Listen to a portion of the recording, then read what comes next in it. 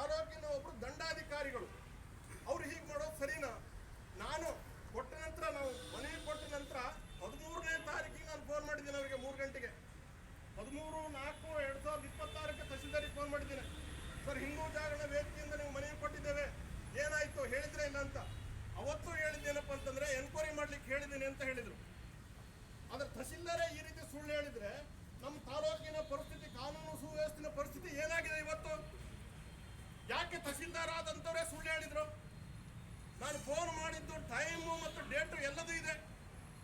ಅವ್ರಿಗೆ ನಾವು ಮನವಿ ಕೊಟ್ಟ ಡೇಟ್ ಇದೆ, ಅವ್ರು ಇಲ್ಲಿಗೆ ಕಳಿಸಿದ್ದು ಡೇಟ್ ಇದೆ.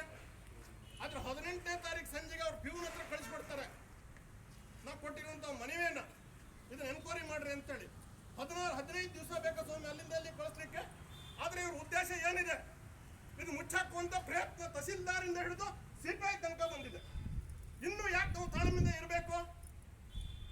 ಬಂಧುಗಳೇ, ಮೊನ್ನೆ DOSP ಅವರು ನಮ್ಗೆ ಮನವಿಯನ್ನು ಮಾಡ್ಕೊಂಡ್ರು, ಬಹಳ ಜನ ಖರ್ಚು ಮಾಡ್ರಿ, ಸ್ವಲ್ಪ ಜನ ಖರ್ಚು ಮನವಿಯನ್ನು ಕೊಡ್ರಿ ಅಂತ ಹೇಳಿದ್ರು. ಅದೇ ಕಾರಣಕ್ಕಾಗಿ ನಾವು ಸಾಂಕೇತಿಕವಾಗಿ ಸ್ವಲ್ಪ ಕಡಿಮೆ ಜನ ಬಂದಿದ್ದೇವೆ.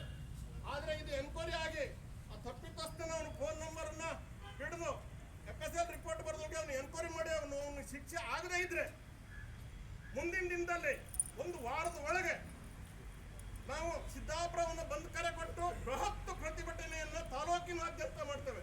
ಹಿಂದೂ ಸಮಾಜ ಕೈಕಟ್ಟಿ ಕೂಡೋದಿಲ್ಲ. ಹಿಂದೂ ಸಮಾಜಕ್ಕೆ ಅನ್ಯಾಯ ಆದ್ರೆ ಹಿಂದೂ ಸಮಾಜ ಯಾವತ್ತೂ ಕೈಕಟ್ಟಿ ಕೂಡೋದಿಲ್ಲ. ಸೌಮ್ಯವಾಗಿ ಇರುವಂತ ಸ್ವಭಾವ ನಮ್ದಲ್ಲ.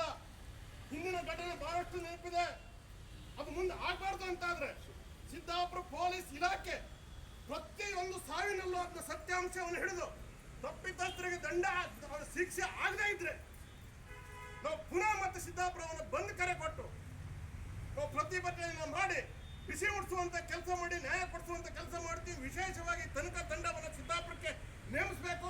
ಈ ಸಿದ್ದಾಪುರ ಪೊಲೀಸ್ ಸ್ಟೇಷನ್ ಇನ್ಸ್ಪೆಕ್ಟರ್ ಬಗ್ಗೆ ಸಂಪೂರ್ಣ ವಿಶ್ವಾಸ ಹೋಗಿದೆ ಅನ್ನುವಂಥ ಮಾತನ್ನು ಹೇಳಿ ಜನರಿಗೆ ಮುಟ್ಟುವಂತ ಕೆಲಸ ಮಾಡ್ತೇವೆ ಅನ್ನುವಂಥ ಮಾತನ್ನು ಈ ಸಂದರ್ಭ ಹೇಳಿ ನನ್ನ ಮಾತನ್ನು ಮುಗಿಸ್ತೇನೆ.